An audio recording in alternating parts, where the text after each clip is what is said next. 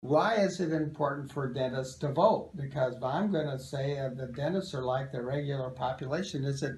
I think I heard this past weekend that 30% of the dentists in the state of Indiana are not even registered to vote.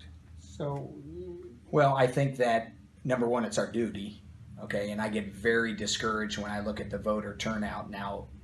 It goes back to that complaining again. I mean, if you really don't care and you just go on with your life, then maybe voting's not important to you. But I feel it's our duty, it's our responsibility as Americans in our free country and what we're able to do and what we're able to have. And your voice is the one thing that is protected here. It's what we go to fight for at all levels of government, is for that free speech and for that opportunity to express yourself.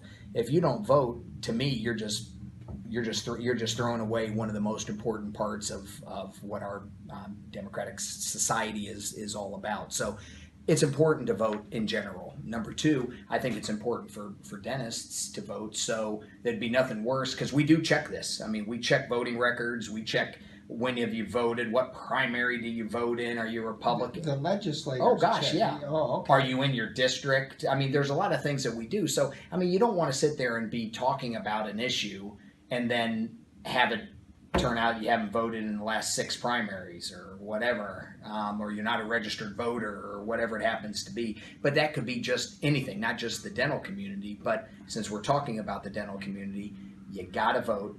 It goes back to that adage of be part of the solution, not part of the problem. So you might be aware of whether I voted or not, and then if I want to make a contact with you about an issue, that may or may not have some effect on how you're going to view what I'm going to say to you. Well, I don't know if you'll go that far, but what I will say is that if you go to a point and somebody is not a registered voter, if you just think about the common sense of that, saying, okay, well, you don't even care enough to vote.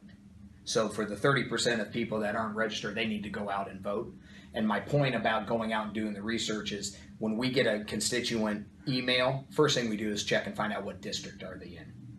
Because I'm not going to help, answer all these questions for Sheila's people, right? Well, no, But I would. Yeah. But it's important because I don't want to be answering for somebody else in somebody else's district. And of course I answer Sheila's people all the time, but you're not qualified. Your shoes aren't.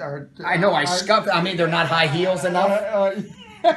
No, but I think that it's important to vote. It's important to be registered. It's important to be an active participant in the process. That's probably the most important thing.